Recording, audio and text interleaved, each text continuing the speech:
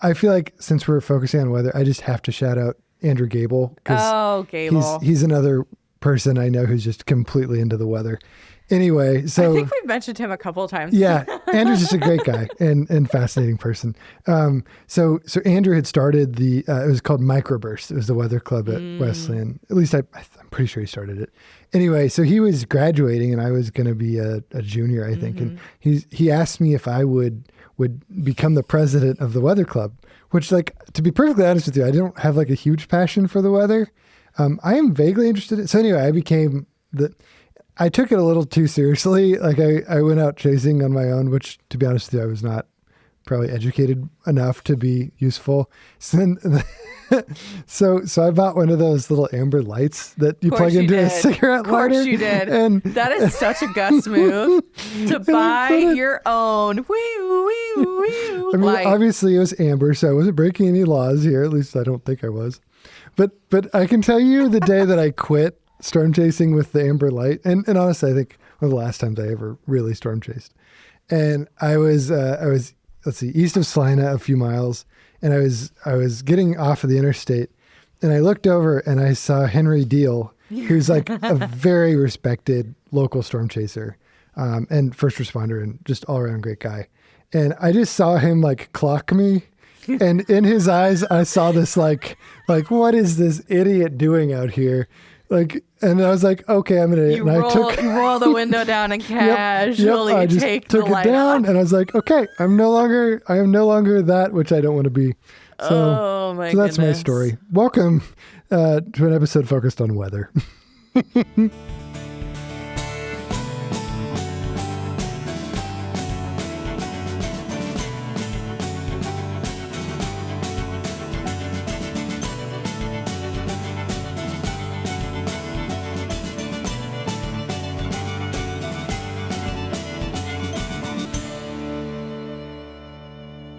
Welcome back to Ask a Kansan. We are a podcast where we are amplifying, uncovering, and connecting stories around Kansas. And I'm Gus. And I am Sydney. So today we have a really amazing interview. If you haven't noticed, it's a lot about weather. Mm-hmm. So we have Ross Janssen on from KWCH. And Gus, you had a lot of weather questions for him. I did, and I, to be perfectly honest, was supported in those questions by Tanner, our resident photographer / meteorologist. Yes, Tanner knows far more than I do, and so he helped guide the question asking a little bit in there. Little fun fact. So Tanner is the guy that will send you a message about the weather, like what upcoming weather. So in our chats here at the office, we use Slack, and Slack has things called channels. So Tanner has his own weather channel. It's kind of like I have my own Lord of the Rings based channel. Yeah. Most of our channels are serious, client related. We have a few for fun. We have a few for fun. It's called One Slack to Rule Them All, which I'm just proud of personally. One Slack to rule them all. Oh my goodness. Well, without any further ado, here is our interview with Ross Janssen. Hello. Oh, the corgi is here. Hi, Nate. Oh my gosh. You've made Sydney's day. Hi. Welcome. All right. It's great to be here. Thanks. Yeah, thank you very much. All right, Corgi, come here. I'll hold you for a little bit, and then you can probably sit down and wander around. I was wondering if we were going to see the star of the show. No offense. I mean, it is the star of the show. She is the real celebrity. She really is. Well, for our audio listeners, we have a special guest beyond Ross, our other special guest. And this is May? This is May. May the weather dog. May the weather dog. She is fresh off the Kansas State Fair. Oh, yeah. Where she has probably, I don't want to know how many people have hugged, kissed, and It's hard basically being popular. pawed all over her for the past couple of weeks. Yeah. Can only imagine. Well, for our listeners, could you introduce yourself, please? So my name is Ross Janssen, and I'm the chief meteorologist at the CBS station in Wichita, and have been there now for almost 22 years. Wow. So Wow. it's been a long haul. I grew up watching Merrill Teller. So is he your predecessor then? He is my predecessor, and we worked together for, I think, let's see here. He's been retired since 2019, I believe. Okay. So we had a long stint together, and it's really kind of bittersweet because I actually interned with him in high school. Oh, wow. And so my connection to KWCH goes back to the late 90s when I was in high school and interning there. So did you know at an early age that meteorology was in your future? I knew in fourth grade that meteorology was something that I was passionate about. And so it only made sense to want to pursue that in college. And I think, for a long time, and what I've been told from a lot of people that are in my profession, it seems like it's something that you're interested in at a really young age. So that was, something I knew I wanted to go on and pursue. But fourth grade is my earliest memory of being captivated by the weather. Are you originally from Kansas? I am originally from Kansas. I grew up about 40 miles west of Salina in a small town called Geneseo. That's where I'm officially from. And for those that are not familiar, it's kind of halfway between Lyons and Ellsworth. And I grew up on a farm, technically in Ellsworth County. So I went to high school in Ellsworth.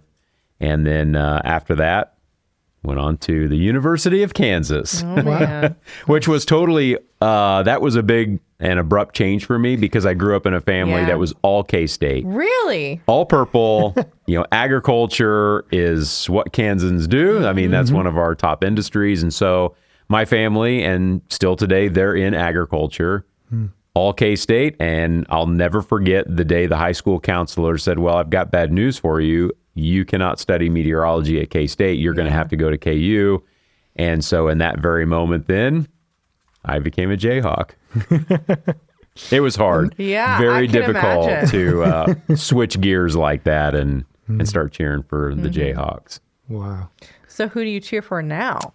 Well, so I've always kind of cheered for both schools. I mean, both are good places to get an education for sure. But when it's basketball season, it's all in on the Jayhawks. Fortunately, our football team is kind of starting to come around, and now we have reason to cheer for the football team again. There you go. So I definitely am a Jayhawk at heart, I have to say. So being from one of those quote unquote small dots on the map, does that affect the way you view those dots when you're doing your work on air? It does. I mean, I will say I know because growing up here and living here my whole life, I know a lot of people in those small dots on the map. Yeah. And so when a thunderstorm is approaching, whether it be just hail or a tornado, I often think about the people I know in those areas and wonder, are they at home? If they are, what are they doing? Are they out on their front porch?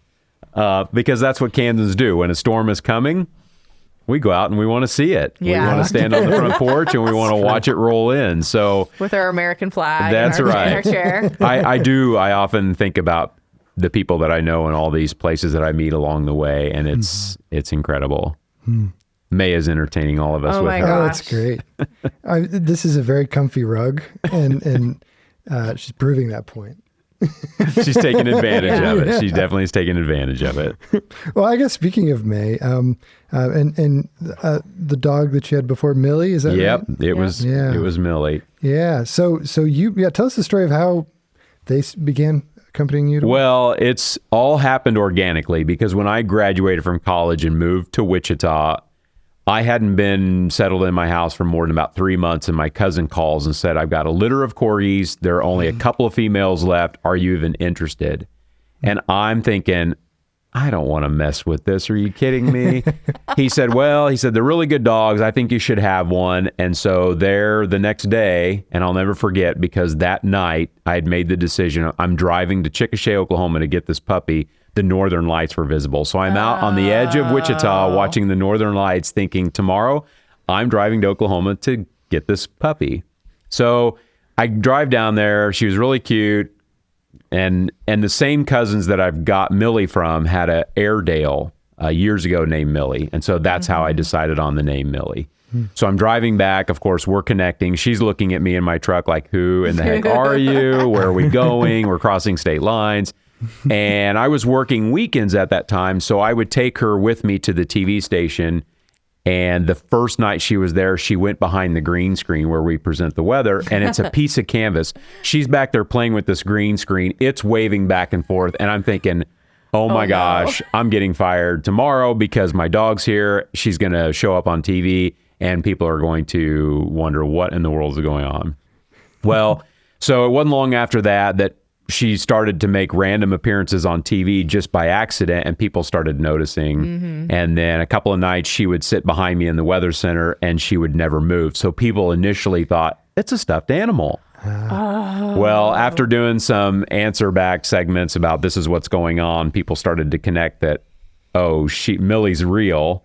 And they started thinking that, well, okay, so he's bringing his dog, and it just exploded from there. And the stories I have from all those years, because Millie was 14 and a half when she passed. Wow. I mean, Kirstie Alley would come back to Wichita and tweet at KWCH Millie. Yeah. So to me, that was a big deal. I'm like, Kirstie Alley is in Wichita and she sees Millie on TV. This has reached a whole new level. So we had a lot of fun with that. But, you know, questions I get asked a lot. First of all, how did that whole thing come about? But then also it's questions like, you know, are you doing this just for ratings? What's behind all of this? And what it has become is, you know, the dog going with me on TV is not, there's no compensation for it. It's really just so people at home can find a connection with, there's an animal on TV. And all these years, you know, heartbreaking. There was a girl in elementary school that had terminal cancer, and one of her last wishes was to have Millie at her birthday party.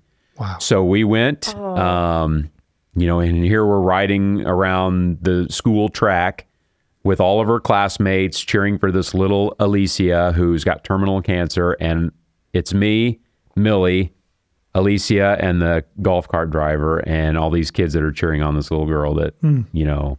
So, you know, animals are so wonderful, and anyone that's ever loved a pet knows that connection. And fortunately for me, with my platform, I get to share that love of my corgis, I guess you would say, on TV, and that's really what it's all about. It's not for ratings.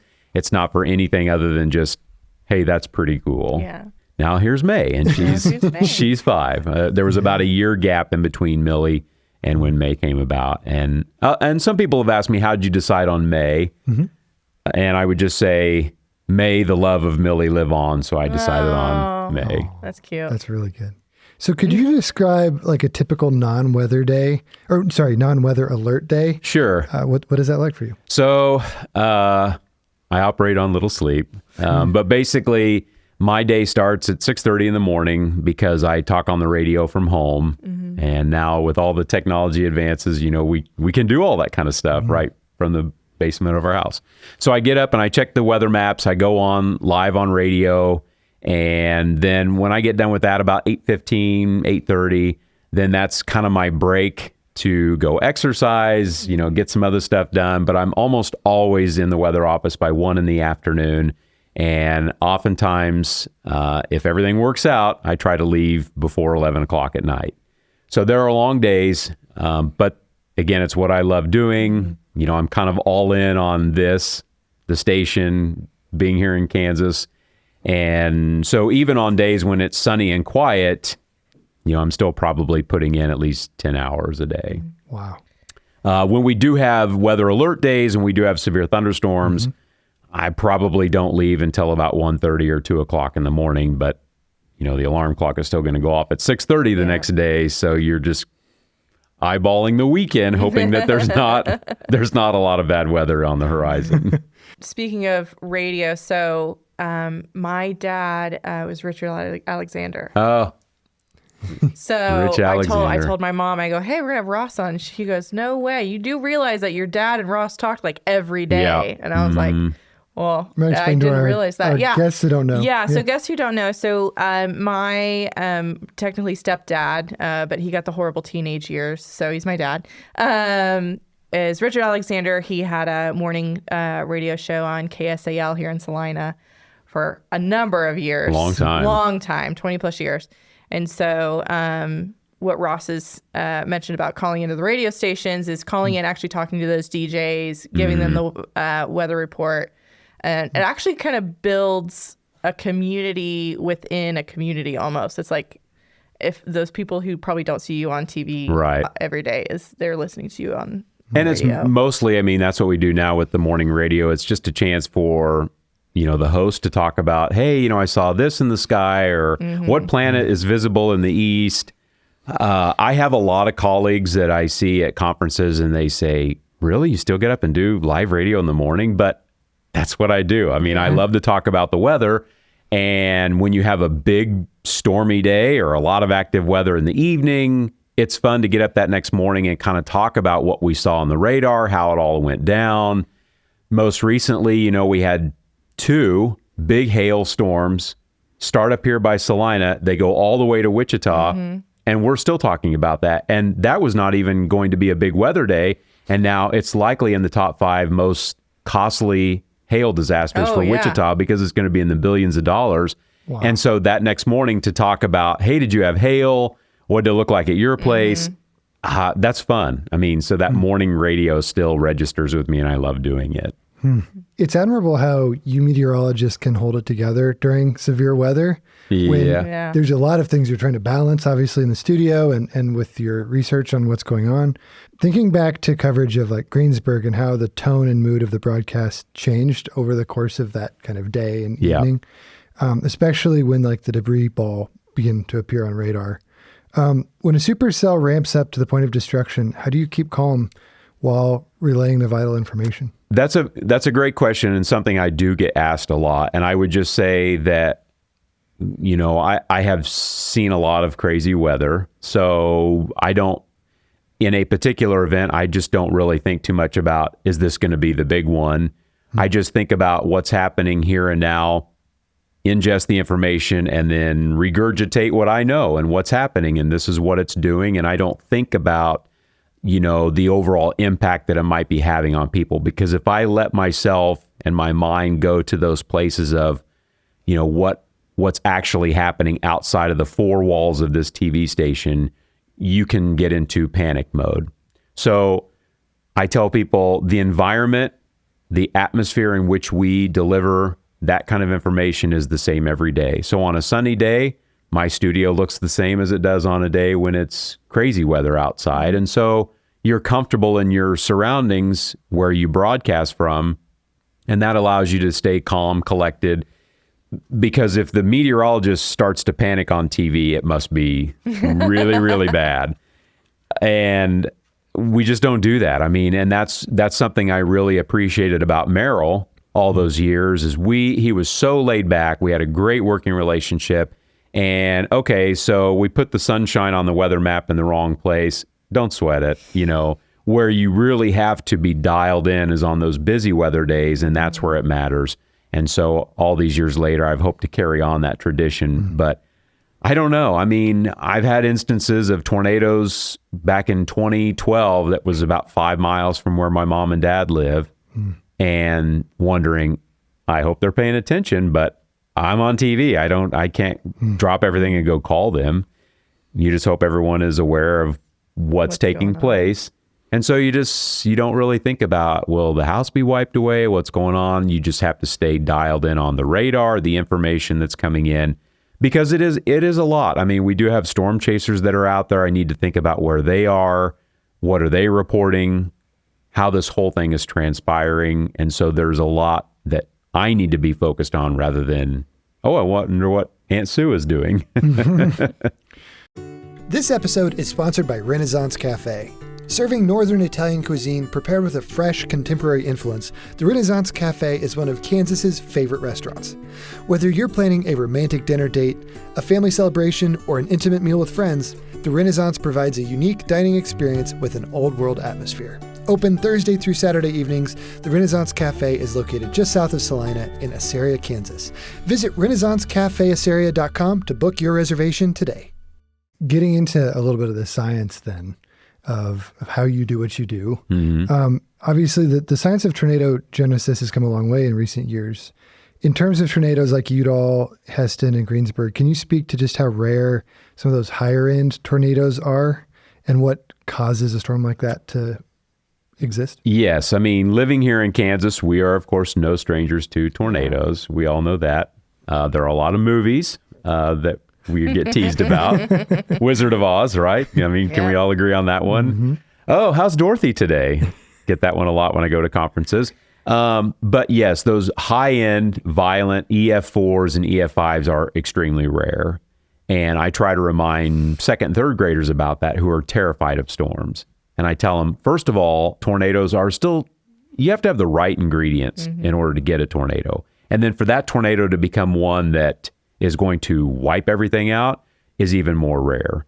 So despite the fact that Kansas has a lot of tornadoes, we don't often have that many that grow to be that scale, like Greensburg and Andover and Heston.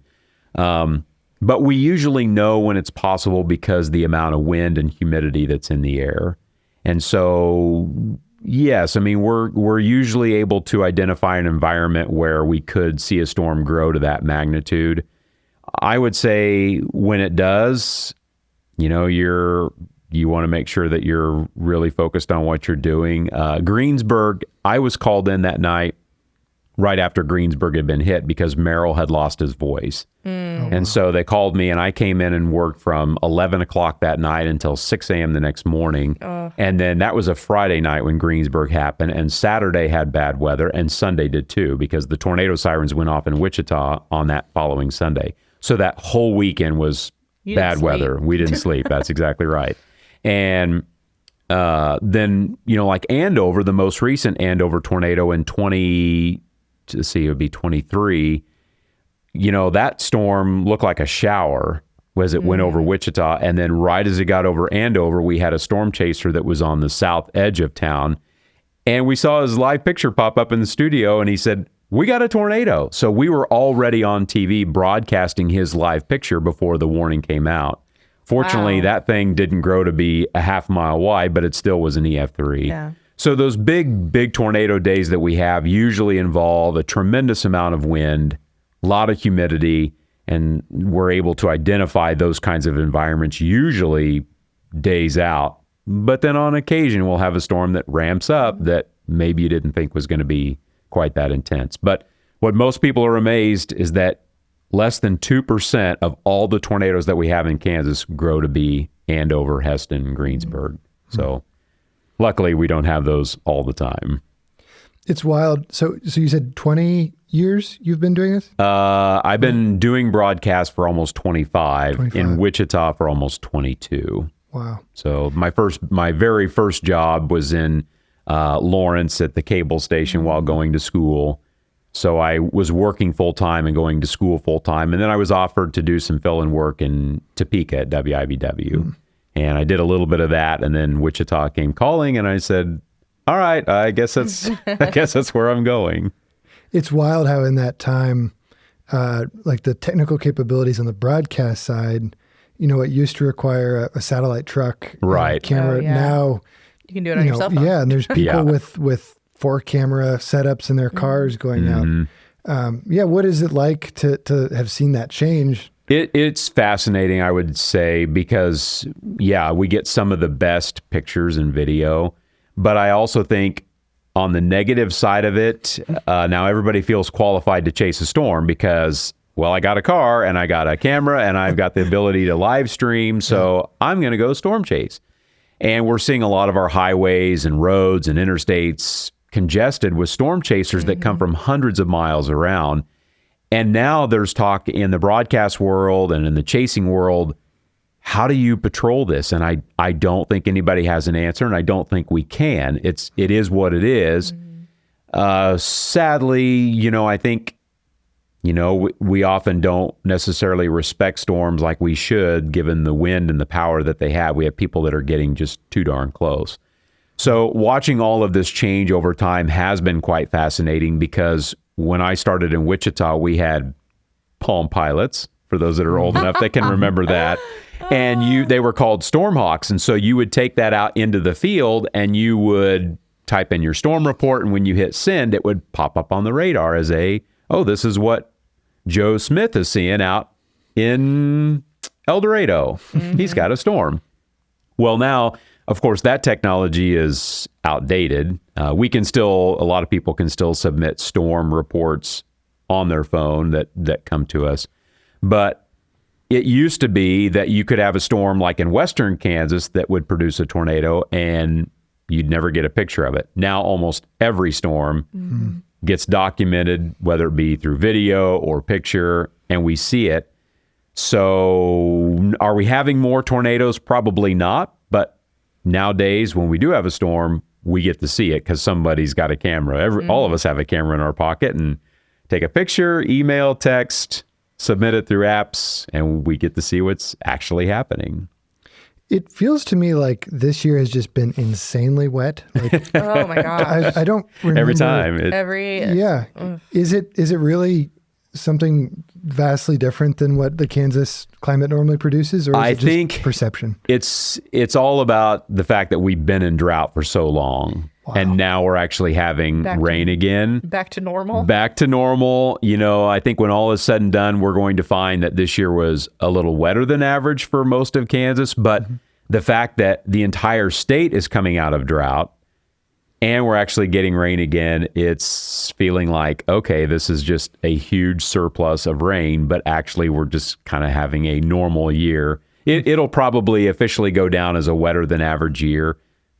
But it's kind of nice to see green. I don't ever remember a September being so green. Usually at this time of the year, crunch, leaves are coming off the trees, grass is dead already, and we're just waiting for that first freeze to say it's over. But this year is quite different. Yeah. Well, that's useful. I don't remember. Is that because of La Nina and El Nino? We do track that stuff very carefully because even though those phenomenon, which are out in the Pacific south of Hawaii, thousands of miles separate Kansas from that actual phenomenon, it does have an influence on how the jet stream behaves. And without getting too far into the weeds, that jet stream, they're the winds at 30,000 feet. So we're talking where aircraft are flying, hence the word jet. But that wind is what drives the big lows and the highs from the West Coast to the East Coast, and we're kind of caught in the middle of all of it. And so when La Nina, which is when the water out south of Hawaii is colder than average, El Nino is when it's warmer, and when we fluctuate between those two, we see drastic changes in the seasonal forecast. So what we know now going into winter, it's looking like a very, very weak La Nina. And that's what we had last winter. So people that are already asking, hey, what's the inside scoop on the winter? To me, the initial assessment is, I think we're going to have a winter like last winter.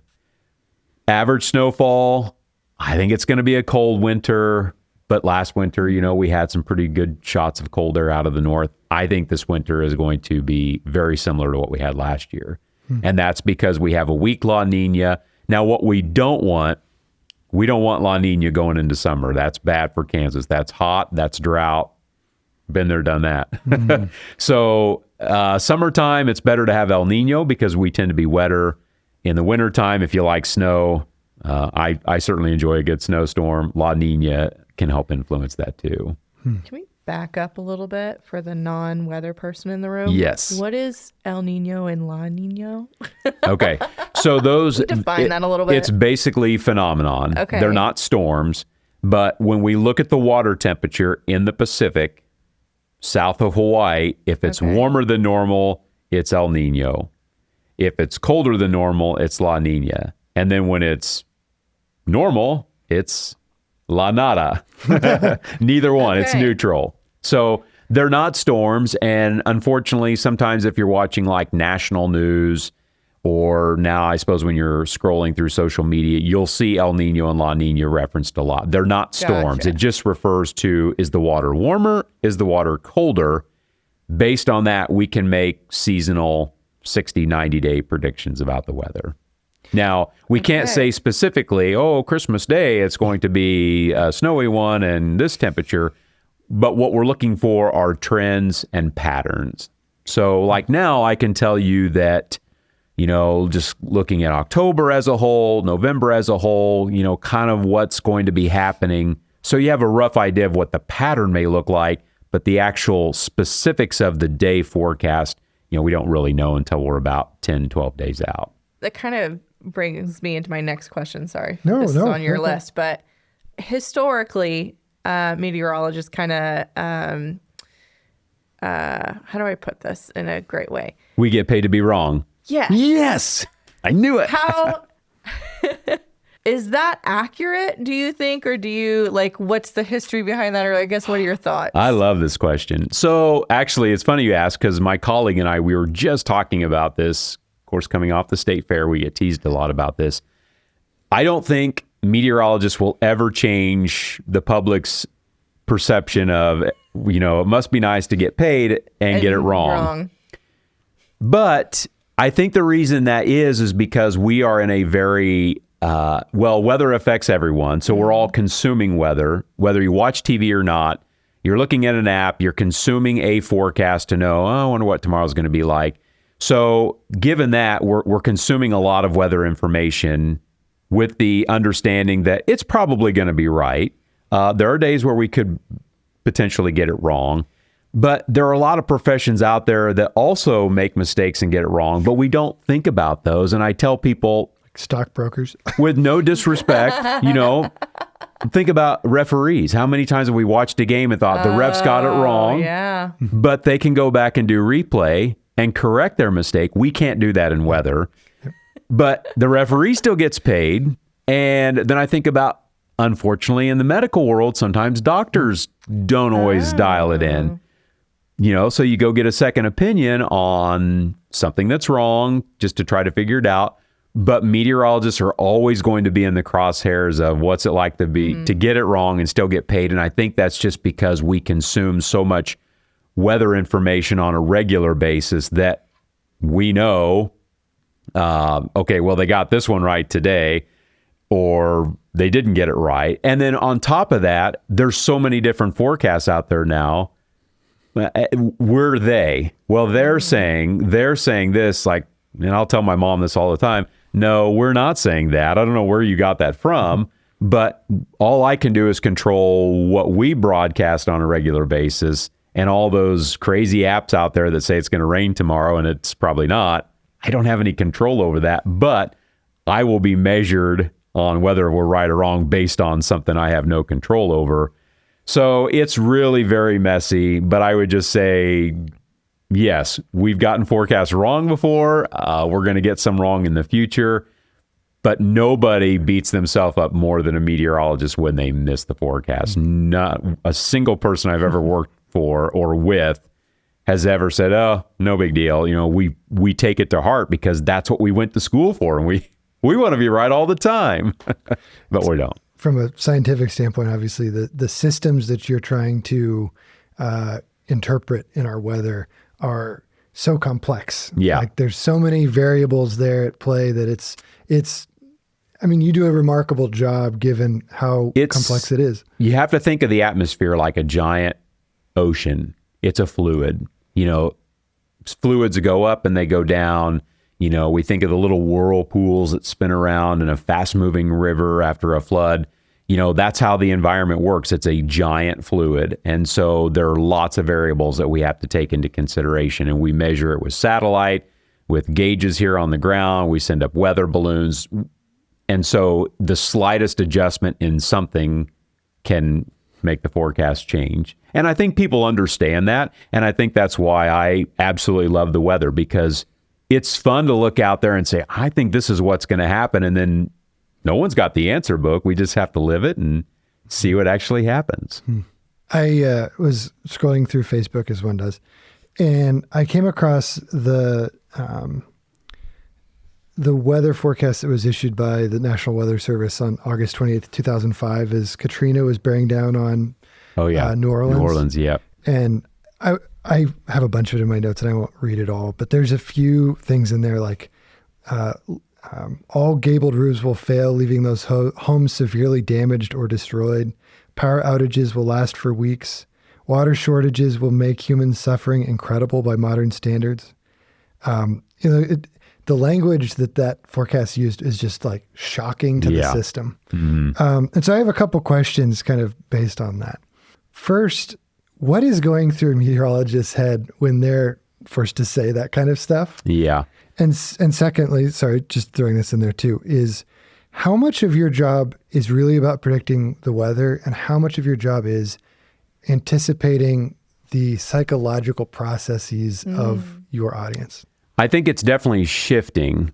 In the last 8 to 10 years, consultants and people have come in to tell us impact. Consumers of your information want to know impact, because what does 1 inch hail mean for you might be something different for me. Well, if I'm sitting at home, my car's in the garage, and I'm just looking out the window, 1 inch hail maybe isn't that big a deal, but if I'm driving down the road at 60 miles an hour, 1 inch hail is a big deal. So that has been really a big challenge for us, as especially broadcasters, in telling people the impact, because the impact for all of us is going to be slightly different. But some of that information that was passed along, social science, I guess, they have studied some of that, and that's what they have been told to include in their message, because it might register with people better. You know, this storm's coming in. What's it going to do to my house? Well, if you're telling me it's going to completely obliterate my home, okay, then I might react differently to just there's a hurricane warning.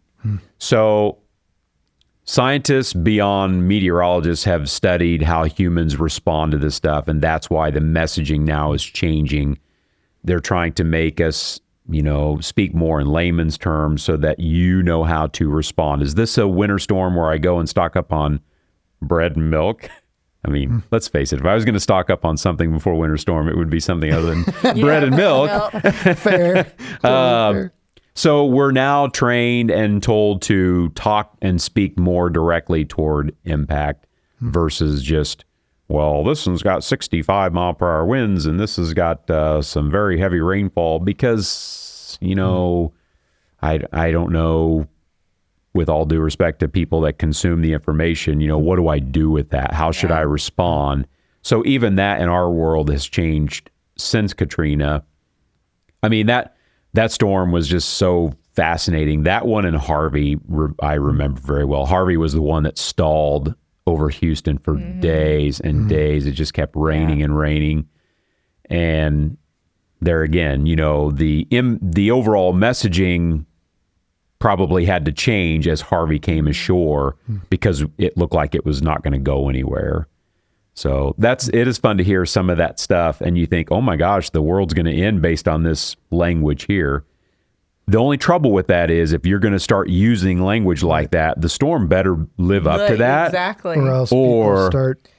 Yeah. So that's where we have to be careful with using impact versus sticking to the science, because if you're telling people, look, Salina's going to get wiped away by this tornado, and it doesn't, you're in big trouble for that one. Man. Got to be careful. Yeah. It seems like you walk a tightrope a lot of the time. You do. And that's why you have to pick and choose your words carefully and stick to the information. That's why I don't try to get overhyped or over exaggerating. It's like, look, we've had a tornado reported at X, Y, and Z. Is it daytime? Is it nighttime? Because nighttime, we get a lot of funny reports. Oh, it's a tornado. Is it a tornado or is it a scary looking cloud? Because there's a very big difference. Yeah. So we have to be really careful in that. And I'm very, very careful and mindful of that before you disseminate that to the public, because it could be taken in all the wrong ways. Kansas Wesleyan is proud to be the educational crossroads of North Central Kansas. As a partner of Ask a Kansan, we share the desire to build our communities and to discover what makes our region special. Learn more about the power of and at kwu.edu. Is working in an environment like Kansas that is prone to severe weather and thunderstorms, obviously a forecaster that's trying to talk to people about Katrina, they had probably hours to shape the language that they used in that report, whereas you may only have minutes or sometimes even seconds to impart a message to somebody. So, is this a bit of a specialty within your field, doing the kind of work you do? I think it's something that you learn over time. because there's no class in college that teaches you about any of this stuff. In fact, I am sad to say that probably 40% of what I use every day, maybe I got from college. The rest of it was learned on the job. All the computer technology that we use on television, none of that was taught in school. In college, they're teaching you, how to understand and interpret the atmosphere. How do we model the atmosphere? But, if you're going to do broadcast, well, you'll learn that at another time. So learning that vocabulary that you're going to use as a broadcaster is something that you learn on the job. And you probably learn from veterans of the business who have done it for a very long time. And I like to tell people that come an intern or are starting out, you have to build your bag of vocabulary, because if you're going to be on TV for hours and hours, yes, the message might remain the same, but how do you pick different words? How do we say cloudy 4 different ways? Well, overcast, gray sky, maybe gloomy. So you've got to work on that vocabulary, because there will be those times where you're on TV for a very long time and you need to make this interesting, but also convey the same message. So that's a challenge for broadcasters, but that's something that's definitely learned on the job. We have our photographer, Tanner, is a storm chaser and knows a lot about the weather. And so I was talking to him the other day, and he was talking about how there's a lot of these online streamers that people watch that are tracking severe weather. And one of the challenges he pointed out that I hadn't really considered is that they're going to follow the most interesting weather across the country. And so, what kind of strikes me about that is there's a lot of younger people like us that don't have cable. They're not going to get a news station like KWCH 12. And so, I guess, how do you respond to that? How do you make sure that people are aware of what's happening? That is I would say, the number one challenge that faces, not just a broadcast meteorologist, but TV stations as a whole right now. Because, first of all, the people that are paid very large chunks of money to measure who's watching what, I don't think that stuff is very accurate anymore. So we really don't know who's watching and consuming what. I will say a lot of those YouTubers, almost none of them are meteorologists. So they got this idea that I'm going to start this broadcast and I'm going to pay these chasers to go out. So now in our line of work, it's all about having chasers and having video of the storm. If you go on in continuous coverage of a storm, yes, I need the radar, but I need to see live video, because live video wins. We live in a video heavy world now that if you don't have that, you're not going to win the day. So for example, we have a group of 9 storm chasers that work for us. Wow. And they all have full-time jobs, but they have the ability to break out of that job and go chase a storm. And then our agreement is if we bring up their live stream on television, they get paid even if we're on it for 6 seconds. So, they're compensated for the work that they do for us, but also their video lives in a platform that the YouTube streamers can get a hold of. So we're in a really interesting scenario that's playing out right now. We know that people are still consuming a lot of our information. Nobody really sits down to watch a newscast anymore. Everybody's busy. Nobody wants to do that. We have all of these options out there. There's so many different options for, if I sit down to watch TV, what am I going to choose? But where we can succeed as local broadcasters, the YouTubers don't know much about is it, Saline County? Yeah. Is it Salina? They're going to get the town names wrong. They don't know the local areas like we do. And that's where we have a leg, we have the advantage to them. And, fortunately, a lot of people talk about cutting cable and I don't have this or don't have that. But truth be told, on a smartphone, everybody can watch our live news right through the app. People can watch. There's so many various platforms. But if you're watching our news or watching our severe weather coverage through the app, we don't always have a good way of measuring who's consuming our product through that method. So, who's the number one station in Wichita? Well, we still have a bit of an advantage there. But how many people are actually watching the 6 o'clock news tonight? I don't think we have any idea. It's just too hard to measure that, because some people are watching on a desktop. Some people might be watching through an app. Some people might come back 12 hours later and click on a clip. You just don't know. So broadcast goes lots of different places. I watched the Super Bowl on TikTok because Hulu would not do its thing. It kept crashing. Or I think it was Hulu, something. Whatever I was watching it on just crashed. And so I found someone who was broadcasting it live on TikTok and watched Super Bowl on TikTok. Well, and I had this 82-year-old lady stop me at the YMCA one day, and she said, "Is it my imagination or you're just not working as much anymore?" And I said, "No." I said, "It's been a full week. Like, I've worked just as many hours." And she said, "Okay." She said, "Well, I recently went into the streaming world, and all she's getting are clips." Like, I don't know. Like, I can help you if I was in your living room to try to get to the right stuff, but she's recently in the streaming world, so she's just picking up little bits and pieces, and I don't know. I feel for that. That's, like we're still in the infancy, I think, of all of this streaming, and eventually it'll all kind of get worked out. But you know, it's very interesting to think about the future of our industry, because weather aside, meteorology taken out of it, in the broadcast world, we've got some stations now that are owned by our corporate office, and they're breaking away from affiliations. Like the group down in Atlanta is no longer a CBS affiliate. So if that happens to us in Wichita, we're going to have to fill all those hours of content. Of content. So, you know, the price is right. And who wants to be, you know, all these game shows that are on our network now, all those hours of TV are going to have to be filled by us because we're not affiliated with CBS anymore. That could be coming. I don't know when, but TV is going to continue to evolve and change, and it's going to get interesting. Man, thank you so much for all the time today and for discussing what you do and bringing May here to join us. It's been a joy. She's checked out the place already and decided that some comfy spots. Yeah, I would just say, you know, it's a passion of mine even all these years later, and meteorology is not an easy science. And I would also say to any young people that are listening, work hard in school, because I was not a good student, but there was only one thing I wanted to do, and that was weather. So give it all you got, and you can do whatever you want. So yeah, if there are kids out there that are like, this is me, I want this job that you've got.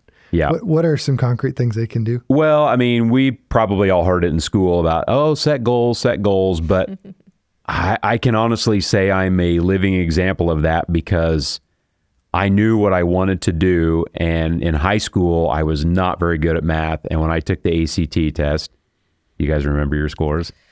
Yeah, I had to take it twice, and I got a worse score the second time. So. Me too. And I took it a third time and got a 19. So when I went to enroll at KU... I feel much better about myself. See, there you go. Well, the advisor at KU told me, no, math is going to be the death of you in meteorology. Yeah. And I was heartbroken. I mean, my parents were like, well, you don't know. And I knew nobody's going to tell me that this is all I want to do.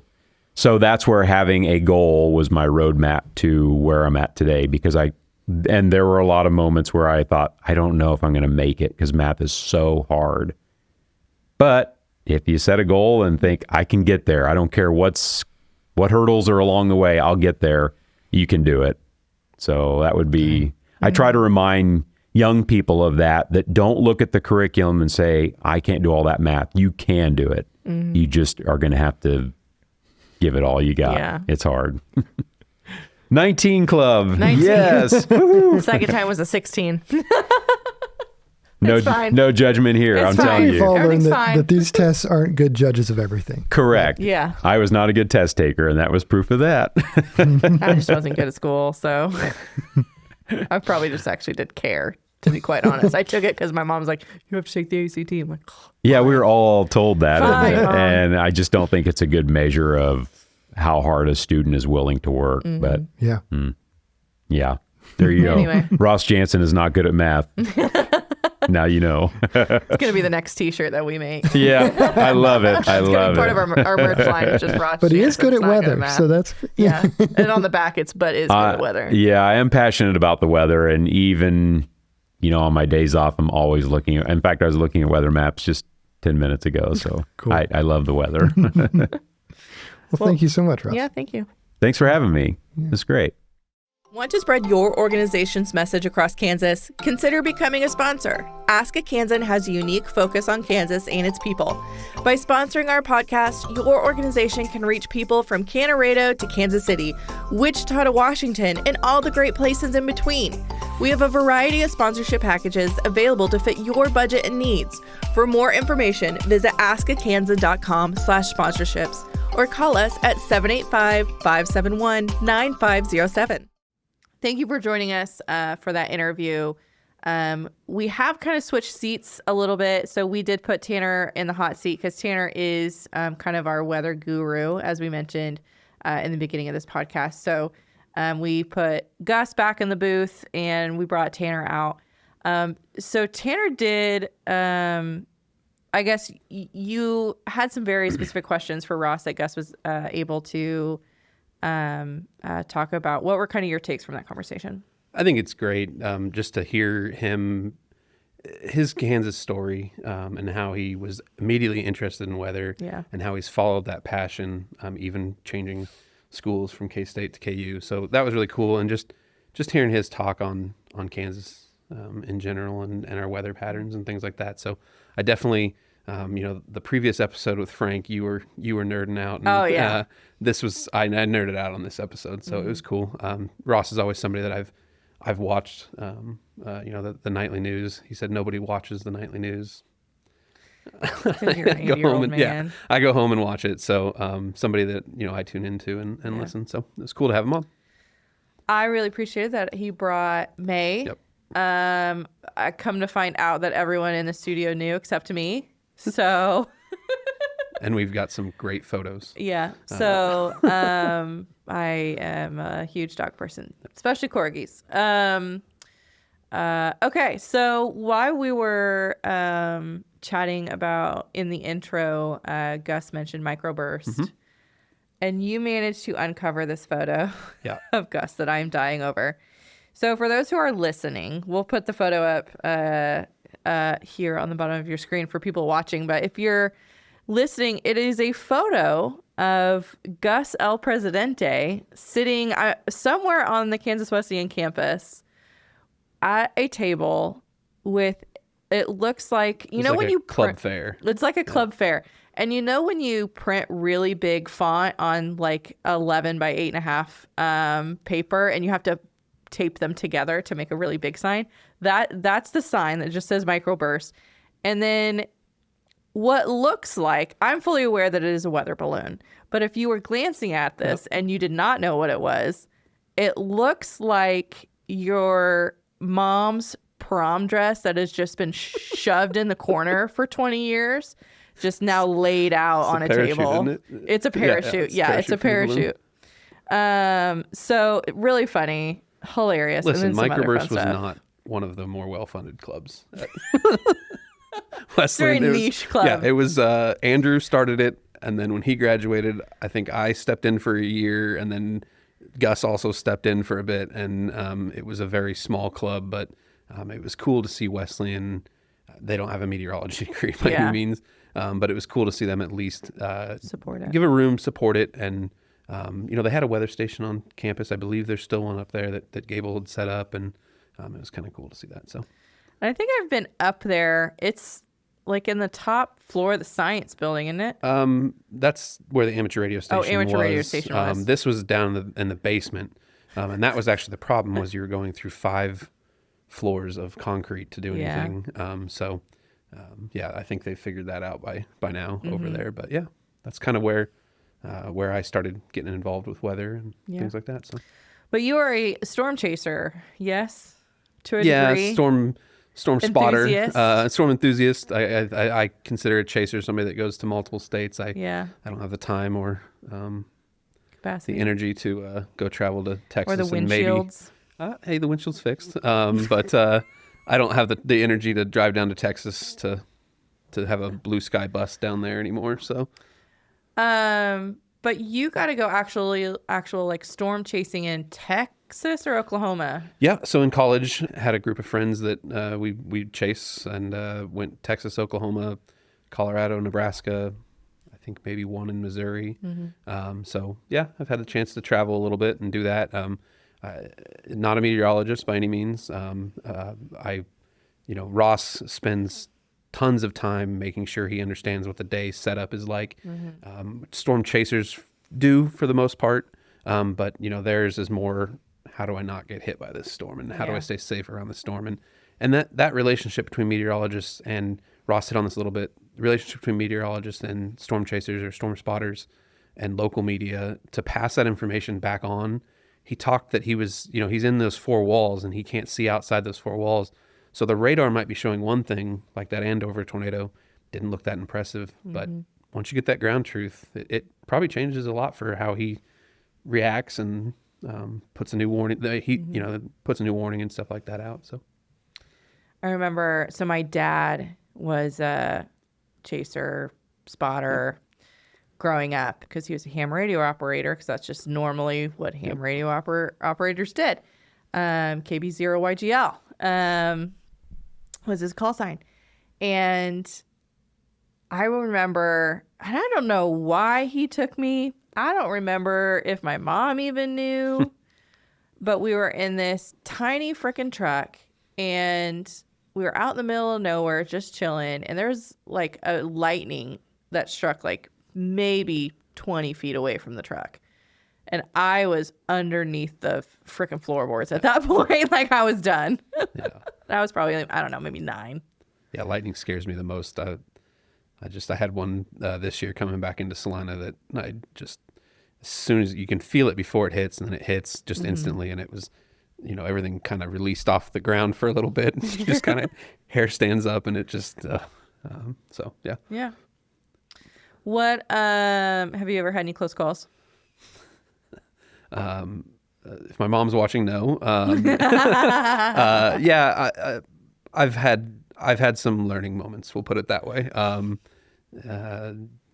You definitely have, and I think Ross spoke to this as well. You definitely have to have a respect for that storm. And there's a lot of people that go out and just, they've seen the movie Twister, and they've seen other chasers that are doing it online, and not saying they can't do it, but I often say I'm less worried about the storm, getting hurt by the storm. I'm more worried about getting hurt by someone that's filming out the window, trying to get their stream restarted and driving with their knees, all while there's wind and hail and rain, and it is becoming tough. And as a storm chaser, I can't really say good or bad, because I'm out there doing it too. So, but just staying safe, staying smart, don't stand in the middle of the roadway, things like that. But he was right. It is becoming a problem. Well, if any of our listeners or watchers, if you have any cool storm photos, I kind of want to see them. Drop them in the comments, send them to us. We can have like a little storm chasing, I don't know, montage maybe. Yeah, that'd be cool. I'm just curious to see, especially like different corners of the state, of like what storms look like in your area, because obviously storms look very different here, because Salina, we're not like flat, but it probably looks a lot different when you get up into the Flint Hills and Western Kansas. They get those big motherships. Yeah. And Eastern Colorado, the dew points and everything are a little different, and they get those huge motherships that are really cool, and we typically don't see those further east. Yeah. Not always, but yeah. So send us your weather photos. If you have any questions, comments, feel free to send them our way. Send an episode to a friend. It helps us greatly. Yes, please share with at least one other person. Like, subscribe. Check us out at www.askakansan.com. Make sure to sign up for the newsletter, because Tanner goes out and shoots a lot of really cool things. And then we put that on the website, and we can send that out directly to your inbox as soon as those get released. So other than that, we'll see you next time.